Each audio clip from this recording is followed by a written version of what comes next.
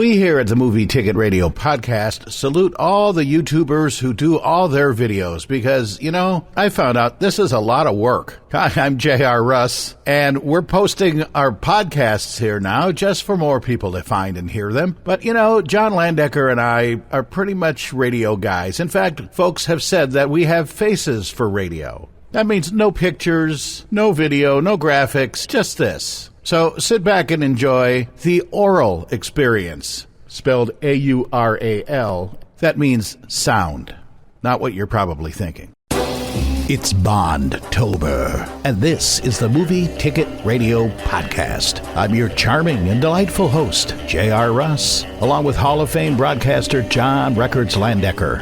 And all this month, we're looking at the music in all of the James Bond movies, so join us now as Bondtober continues. That's right, Halloween just around the corner, and so we're still doing all the Bond movies, celebrating the new Bond movie. Did you see it yet? I have not. Oh, wow, I'm really surprised. I figured that you would be right on that. Have you? I have. And? You know, I have very mixed feelings. I thought it was a very good movie. Yes. A little long, right? But I'm very conflicted about a few things in it that I guess we'll go into it another time. First, after you and anyone listening here has had a chance to see it. But there are a few things I'm conflicted about. All right. I will say we did talk Bond cars last week, and I think that the Aston Martin DB5, the original Bond car, should get co-credits in the movie. Well, as far as I'm concerned, that is the Bond car. I know they've had other product placements and other cars and movies since then, but that's the Bond car. Come on. Yeah. Everybody knows that. Well, and featured in a very high action sequence in the pre-title section. It was just really, really good. And his other car shows up, the DBS shows up later on. I like the car except for the hideous hunter green color. It's just bad. In my Is that British racing green? Yeah, probably. That's I'm not British, so. Right, or green. Yeah, and I don't know, on that car, it just doesn't look right. But anyway. So, Live and Let Die, John. Live and Let Die. Paul McCartney, Linda McCartney, and then eventually also Guns N' Roses. That's right. Even though that now they say there's no time to die, they were a little more liberal back in 1973. Yeah, Live and Let Die. It's okay. That was the first song to be nominated from any James Bond movie for an Academy Award. The Look of Love by Burt Bacharach and Hal David from Casino Royale was nominated in 1967. And I still don't count that as a real James Bond movie because it was a spoof. Right. You know, even though a lot of times they don't count Never Say Never Again because it's not an Eon production movie, but it had Sean Connery and other people from the Bond cast. So I feel that that's more of a Bond movie than Casino Royale was, the 67 Peter Sellers one. Right. I hear that. But I mean, if the movie's got Sean Connery in it and the character he is playing is named James Bond, yep. I don't care who made it. That's a James Bond movie. You're right. In fact, if any character's in it and he's James Bond, I guess he's James Bond. Yeah. Which is this movie because they went through Sean Connery and then George Lazenby through one. And then Connery came back. Right. And then finally he said, no, I'm really, really done this time. So now we're on to Roger Moore, the Roger Moore era. Okay. Live and Let Die, not only one of the best Bond songs, but just a great song in general. Yes. You know, it was a hit on its own merits. It didn't necessarily have to have a tie-in with a Bond film. Right. And Paul McCartney and Wings, I might add. Yes. And it was also performed in a movie by Brenda Arnault. I don't recall that, but apparently she did that in the movie. Well, you know, the last thing you want to do as a recording artist is to sing a song in a movie and have Paul McCartney and Wings sing that same song in the same movie and then expect anybody to remember who the hell you are. Really, really good point. That's an excellent point you made there. It was such a good song, and if you've seen Paul McCartney and Wings, I remember the first time I saw him was at RFK Stadium in Washington, D.C., and it was the first time that he started to admit that he was in a band before Wings. Right. When they got to Live and Let Die, after they say Live and Let Die, and bam, bam, they had the fireworks going, and the crowd just went insane. It just was really good. So it's a great performance song, and it's everything. And then there was also the traditional Just a Closer Walk with Thee, written by Milton Baptiste. And that's John's father from The Late Show with Stephen Colbert. Oh, no kidding. Yeah, his father was a musician in New Orleans, and I think his uncle, and he had other family members. So it's a musical family that John Baptiste is from, so it's obvious where he gets his talent. I guess so. And of course, the James Bond theme, still the original Monty Norman version, was in that movie as well. Yeah, and that's the best Bond theme ever, as far as I'm concerned. And you know who could have been James Bond at this point? Let's see. Who could have been James Bond at this point? Tell me, punk. Clint Eastwood. Yeah, he apparently was pretty hot coming off Dirty Harry. He said he was flattered, but declined, saying Bond should be a British actor. Yeah, no kidding. That's something I can't actually envision, is seeing Clint Eastwood and have him speak with a British accent. You got to ask yourself, do I like my martinis shaken or stirred? Connery apparently turned down, at the time, an astronomical $5.5 million, close to $132 million in dollars today, to play Bond for the 7th time. And he gave Roger Moore his personal seal of approval to inherit the role as an ideal Bond, who was 45 at the time when he made the debut. And that makes him the oldest actor to play the character at the end of his term with Bond. And George Lazenby, who was 29, was the youngest in 69 with On Her Majesty's Secret Service. Yes. That's the only James Bond movie with Roger Moore in which Felix Leiter appears. And that was David Hedison, who, remember the TV show he was in? No. Voyage to the Bottom of the Sea with Richard Basehart. That was a TV show or a movie? No, it was a TV show first in the 60s. Wow, I missed that. Yeah, a pretty good show, actually. It was an Irwin Allen show. Huh. And Richard Basehart was the captain, and he was the first mate. Well, maybe I did see it, because I can certainly picture his face in the role. Yeah, and Hedison also played Felix Leiter in 89 in License to Kill. Right. And then Mr. Big in the movie was Yaphet Kotto. And he was the youngest actor to play a main Bond villain up to that time at 33. And Geoffrey Holder was in it as I guess he was a sorcerer kind of guy. His most famous ad was the 7-Up ad. These are cola nuts. These are cola nuts. Yeah. Yes. Refreshing. So, pretty good movie overall. A little dispatched at times, but not bad. And we go on to just the next year. They cranked out another one here in 1974, The Man with the Golden Gun. And that was music by John Barry, and Lulu performed that. Yep, Don Black, the lyricist, and that was a good one. And they had the James Bond theme with Monty Norman. And again, for folks just maybe tuning into this podcast, we're not mentioning every piece of music in the movie, because most of it is a musical score or background. Right. But those were the two really melodic ones. But yeah, Lulu singing The Man with the Golden Gun. To Sir with Love, her biggest single, I think, isn't it? Oh, definitely. Yeah. And that was from a movie. Yeah. With Sidney Poitier. Yes. That was actually one of the lowest grossing Bond movies, combined with behind-the-scene problems, made it nearly the final Bond movie and delayed production of the next one till 3 years later in 77 with The Spy Who Loved Me. This was the one with Michel Scalabanga, Hervé Villechaize, who became a household name as probably one of the most famous little people around, I think. I would probably think you're right. He was so poor he was living out of his car in Los Angeles till he was discovered. You know, that's not an unusual story. It's not something that happens all the time, but it happens some of the time. You hear stories about that. Actors who were really down to their last nickel. Yeah, and sports people too, like Kurt Warner was packing groceries before he played and won a Super Bowl, and I think they're doing a movie about his life. Wow. So that's Great. kind of a rags to riches story, too. No martini was drunk in this movie. And you know what? And apparently the theater goers were neither shaken nor stirred. By that event? And I think they were coming off the Smokey and the Bandit rush with this because they had Clifton James as Sheriff J.W. Pepper. What? Oh, okay. Yeah. And then this was the one when we were talking about cars last week that had the stunt with the AMC Hornet that did a 360 roll in the air.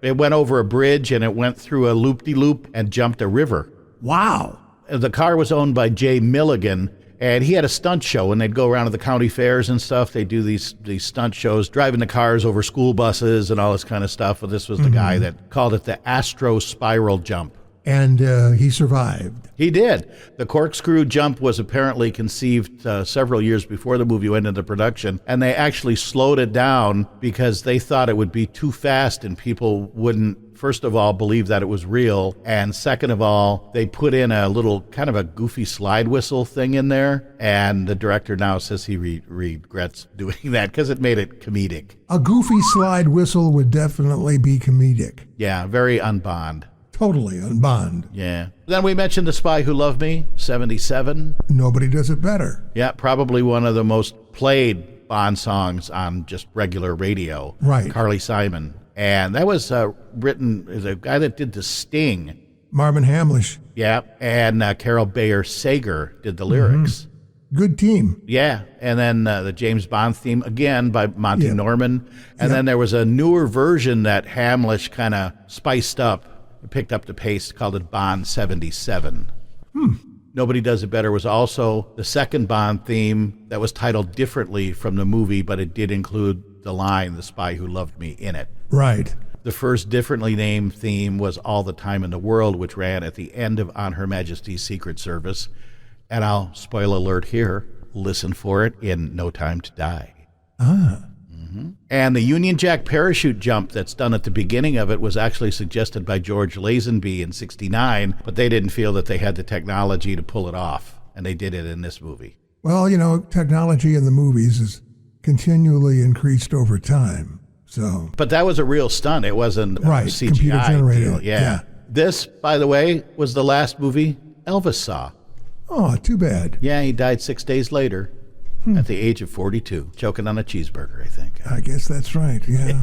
Remember. Tragedy plus time equals comedy. Yep, and there you go. And a lot of manufacturers now, after the success of the Aston Martin in there, they all wanted their cars in the movies now. Oh, sure. Absolutely. I think this is pretty ingenious. A PR manager for Lotus realized the best way to get in there was to make the producers chase them. So rather than begging them, one day he turned up at Pinewood Studios driving the Lotus Esprit. It was not released yet. It was not on the out to the public. And they covered up all of the identifying logos. And he parked it outside the Bond set. And when they broke for lunch, everybody came out and it attracted a crowd, everybody wondering what the heck the car was. Then he nonchalantly got in the car and drove away without answering any questions. Good move. Yeah. As expected, the producers were desperate to discover the car, and they later chose it in the movie. Awesome. They had two in there. One was the white Lotus Esprit, and then they had a gold one or a bronze color. The white one was the one that was actually capable of transforming. Oh, yeah. Into a submarine. Yeah, exactly. Right. I guess the car itself didn't. They went through like 7 bodies to do it. It was like in stages, but there was an actual working underwater version of that vehicle. Yeah. There was a show called American Restoration on History Channel that restored it, called Rick's Restoration, and they picked up the car at auction or something, and they did a restoration on one of the models of the car. And guess who bought it at auction in 2014? Elon Musk. Yep, that's what happens when you got lots of money. How about that? Richard Keel recounted how Jaws had a survival, and at the end of the movie, it was met with applause after several screenings. So he and his metal teeth were very, very happy. In fact, the teeth are on display at the Spy Museum in Washington, D.C. And I think that's only appropriate. Yep. The closing credits say James Bond will return in For Your Eyes Only in 1981, but because of the success of Star Wars, A New Hope, and Close Encounters of the Third Kind, Moonraker was chosen. So For Your Eyes Only actually opened in 81, but the next Bond movie was Moonraker. Well, that's a good lesson to learn when you're making a movie. You make sure you know what's coming out as your competition, because no need to be clobbered at the box office when you don't have to be. Nope. So now Moonraker, 11th in the James Bond series, and it also had Lois Chiles, Michael Lonsdale, and Richard Kiel again back as Jaws. Nobody can do Jaws like Richard Kiel. No. In my opinion, it was the dumbest of all the Bond movies. Could be. It was in space, and he had the girl floating around with the pigtails, and they fell in love at the end. But Richard Kiel again said at the end of the movie, people applauded that he and the girl lived and didn't die in space. Well, that's nice. I'm sure they eventually did when they ran out of oxygen, but until then, they were happy. So, God bless them up there. Right. Moonraker was done by Shirley Bassey, and this was her third Bond theme, because she did Diamonds Are Forever and Goldfinger. Right. So she could have just sung Moonraker, it's in space. Moonraker, wider than a mile. And I believe that also had the James Bond theme in it. So up to 1981, the previously mentioned For Your Eyes Only came up in 1981. And that theme was by Sheena Easton, who is the only singer of the song who's also appeared in the opening credits. Interesting point. Now I'm drawing a little bit of a fog on No Time to Die, but I think they showed Billie Eilish in it in the opening credits. Huh. It was a 2-hour and 40-minute movie. It kind of, there was a lot going on, but I recall that I think she did that. But Sheena Easton was the first. Bill Conti, who did the Rocky theme, Rocky music, did the music there. Mick Leeson, the lyrics. And then there was also Make It Last All Night in the movie by Rage. And Monty Norman's version of the James Bond theme in that as well. Right. And the title song was the first one where, as I say, Sheena Easton, the person singing, showed up. The song went top 10 on the UK charts, big in the US as well. So it was big time. And it also featured a song and dance number at the Oscars when she performed it. I must have missed that Oscars. Yeah, well, how could you? There was only 3 channels in 1981, weren't there? I think you're right. Were you watching Murder, She Wrote? Probably. Yeah. Oh, God, I love that Murder, She Wrote. Murder. She Wrote. At the time of the movie's release, the studio was still reeling from Michael Cimino's Heaven's Gate. That was a notorious bomb, and United Artists was filing for bankruptcy. And when the movie took in a worldwide gross of $195 million, it actually saved the company. That's happened many times to many studios who are on the brink of bankruptcy, and at the last minute they have some huge blockbuster and can continue on. Yep. And Bernard Lee, who played M, this was the first movie that didn't have him in it because he was ill, and he later died of stomach cancer right after the filming had started, but his scenes were not shot. So as a result, there are several scenes that were intended for M, and they were rewritten with Q as a mark of respect by Albert Broccoli, who refused to recast the role so soon. Probably the biggest amount of screen time that Q had because of these rewrites. And also in the opening helicopter scene, there's a bald man that could not be called Blofeld, as 2-time producer Kevin McClory won a court case a couple years earlier who owned the rights to the use of Spectre and Ernest Stavro Blofeld. Right. So when they dumped Blofeld down a smokestack in the movie, it was Broccoli's way of telling McClory that the success of 007 didn't depend on him. Apparently they kissed and made up later on and used all those names again. And the closing scene with British Prime Minister Margaret Thatcher marked the first time a real-life head of government was portrayed in an on-screen scene in a James Bond movie. Interesting to know. So now, 2 years later, we're on to 1983 and Octopussy. A very, what do you want to say, titillating name. Oh, well, not the first time a James Bond film has done that, nor the last. A great theme song in this movie. All-time high. written by Tim Rice and performed by Rita Coolidge. Which, again, this was a theme that didn't include the name of the movie in it. Right, exactly. Which, what rhymes with Octopussy? Yeah, nothing, I don't Let's think. see now. Wussy? Yeah. He's no wussy, he's an octopussy. Yeah. No, so that wouldn't work. No, she's an octopussy and Bond's so wussy. Yes, there or you he's go. not wussy. Yeah, well. Right. We'll work on that lyric, okay? John Barry music. They also played the Liberty Bell, which was the music by John Philip Sousa, which you may recognize if you're a Monty Python fan. How did it sound with the crack in it? Off key. Ah. And the Monty Norman James Bond theme again. Well, it's the James Bond theme. Yes. Yes. And during casting, James Brolin almost got the role. And at the last minute, Roger Moore agreed to play Bond one more time. Good. And the production went with Moore because they were competing with Connery's Never Say Never Again, which I see. Yeah. brought back Connery for a load of money, basically, is what it was. Actually, that should have been the title of the film. Load of Money. Yeah.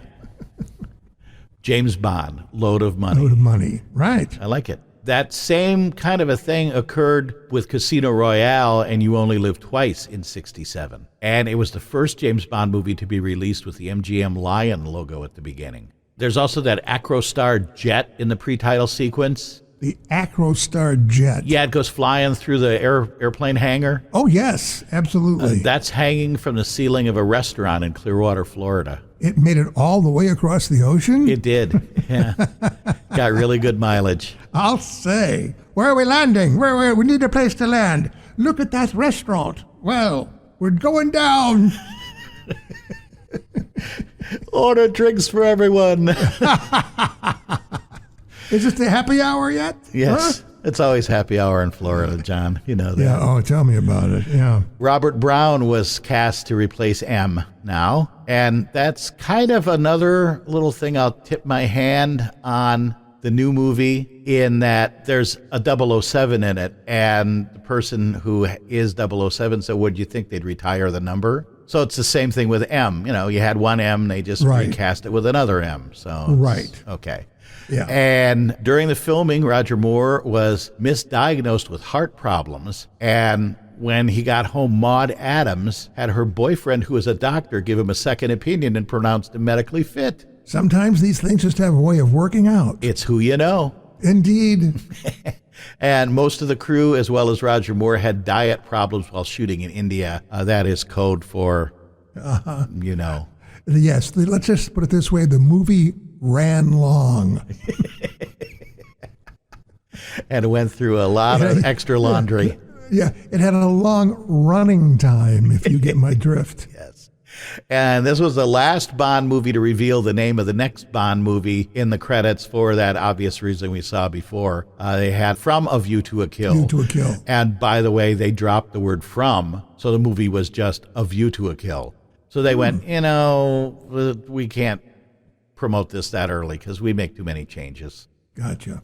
Oh, it was Barbara Carrera that turned down the role of Octopussy. And she appeared in Never Say Never Again because she wanted to work with Sean Connery. And who didn't? And in 1983, those folks did. Never Say Never Again was a Michael Legrand song. Alex Bergman and Marilyn Bergman wrote it. And Herb Alpert's, I'm not sure if wife at the time, but definitely girlfriend, Lonnie Hall, sang it. Not a really good song. Again, who you know. Right. John Barry was invited to do the music for the movie, but politely declined out of respect for Broccoli and the association with Eon Productions. And the title was allegedly based on a conversation between Connery and his wife after Diamonds Are Forever. Mm-hmm. He told her he'd never play James Bond again, and she said, never say never again. Yeah, I've heard that story. I don't know if it's true or an urban legend. And George Lazenby was considered to play again. No. But was dropped from consideration. Thank goodness. Nothing against George Lazenby as an actor, but he's not James Bond. I don't know. I thought he was all right. Rowan Atkinson's first movie was in this, and he parodied James Bond later on as Johnny English. Yes. Mr. Bean. Mr. Bean. He's pretty funny. And Barbara Carrera did her own love scenes with Connery, declining to body double. She said in interviews that nudity and sex scenes never bothered her. Well, isn't that good to know? Ooh. Mm-hmm. And sadly, Alec Baldwin's been in the news. Well, his former wife, Kim Basinger, had never seen a Bond film. And a lot of people call it Basinger and things like that. And he said, no, it's like a bass singer. Mm-hmm. Now we move on to 1987. We had a number of years between all of these because they had to get a new James Bond. Yeah. Who will we use for the new James Bond, they said. Well, This was the last James Bond to use an original Ian Fleming title until Casino Royale in 2006, a gap of almost 20 years. Is this Pierce Brosnan's time? No. Timothy Dalton. Oh, yeah. The Living Daylights, a great song done by Aha, which was kind of a surprise. John Barry wrote the music, and Pal Waaktar of Aha wrote the lyrics. His last name spelled Waaktar. It's like, pal, would you like to buy a consonant? And then it also had a Pretenders song in it, Where Has Everybody Gone? And also If There Was a Man, which was the closing title. John Barry and Creasy Hind, who wrote the lyrics, Pretenders did it. And once again, Monty Norman's James Bond theme, The Most Desirable Bond, not by women, MI6, or even Spectre, but Timothy Dalton was originally considered for the role of James Bond in the late 60s. He was screen tested by Broccoli for Her Majesty's Secret Service, and he turned down the part because he thought he was too young. Then he was considered for Diamonds Are Forever in 71, but he turned it down again, still feeling he was too young. And was considered for a third time for Your Eyes Only when it was unclear if Roger Moore would return, but this time Dalton declined because there wasn't even a first draft of the script. And then in 83, he was offered the role again in Octopussy, and yet again in 85 for A View to a Kill, and he had to decline those two because of previous commitments. They must have really wanted him. Yeah, and I don't know what made him that desirable. I mean, I don't think he was the greatest Bond. He was good, but for this one, The Living Daylights, Dalton was again unavailable, and they chose Pierce Brosnan in 86, but he was Remington Steele on NBC. And NBC decided to cancel the show, and that meant Brosnan was free to play James Bond in the movie the following year. Mm-hmm. However, right before the end of the fourth season, NBC had second thoughts about canceling Remington Steele, and subsequently approached the Bond producers directly in an attempt to strike a deal that would allow Brosnan to play James Bond and Remington Steele the following year. And eventually, Broccoli famously told NBC that James Bond will not be Remington Steele, and Remington Steele will not be James Bond. I should certainly hope so. Yep.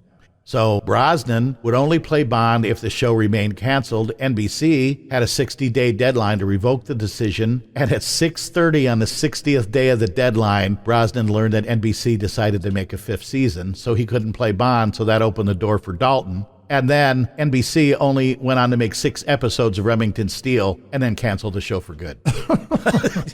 Don't you just love show business? Oh, man, what a story that was. That was long, but it was pretty darn interesting. Yes, it is. And then we go to the next one, was License to Kill in 1989. Mm-hmm. And that was Narendra Michael Walden, the music writer, and Walter Afganeziev, the lyricist, and Gladys Knight singing it. But no Pips. She was pipless. Yep. It was sad. Pip. And If You Ask Me To was the end title. Patti LaBelle did that one. Diane Warren, a writer. Mm-hmm. And Monty Norman's James Bond theme in there again. And I thought this was interesting. Somewhere in there, there's a song called Game Show, music by Ray Davies. From the Kinks. Yeah. Yeah. So, interesting. And widely and incorrectly rumored that this was Dalton's last Bond film due to financially disappointing. But in reality, he was to star in a third film titled Property of a Lady, set to start shooting in 90. But there were legal issues with MGM that created long delays, and it finally led Dalton to announce his retirement from the role all the way in 94. He just kept hanging on, and finally he's like, hey, I'm done with you guys. So that paved the way for Pierce Brosnan's casting in GoldenEye in 95. Had that film been made, it would have been set in Scotland, Tokyo, and Hong Kong, and dealt with nanotechnology. No director was officially attached to that. Rumored, among others, was John Landis, and you remember him for doing Animal House and also Private Parts. That would have been a bizarre combination. Yeah, I mean, they could have named it Animal MI6 or Bond's Private Parts. Bond's Private Parts. That's good. I like that. That would have worked. Yeah. Also, the scene where Bond resigns from MI6 was shot at Ernest Hemingway's house in Key West. And that's why M informs 007 that his license to kill has been revoked, and Bond replies, I guess this was a farewell to arms. That's a very good trivial item. Did not know that. Hey, that's good. A nod to Hemingway's most famous novel. And at 21 years old now, Benicio del Toro was the youngest actor to play a Bond villain. So now it's Dalton out, Brosnan in, and then Daniel Craig. Yes. Next time as Bondtober rolls into November. Bond-vember? Sure, why not? Or no Craig Bond? No, Bond-vember's better probably. Bond-vember, I'll go with that. Yeah, so we'll continue it again as we roll on one more time. Like and subscribe, tell your friends, and just, I don't know. Well, I just realized we don't even have a place for people to subscribe. There's some kind of a button you have to create. If you know how to make a podcast subscribe. No, not you. Oh. The listener. Oh, okay. If you know how to make a podcast subscribe, email us at movietickеtradio@gmail.com. And we'd also like to hear any comments, observations, gripes, whatever you might have there, suggestions for movies we could do or other things we should or should not do. Let us know, and we'll totally ignore them. So I'm J.R. Russ. I'm John Landecker. And we'll catch you next time on this here podcast. Bye. Bye-bye now. Movie Ticket Radio.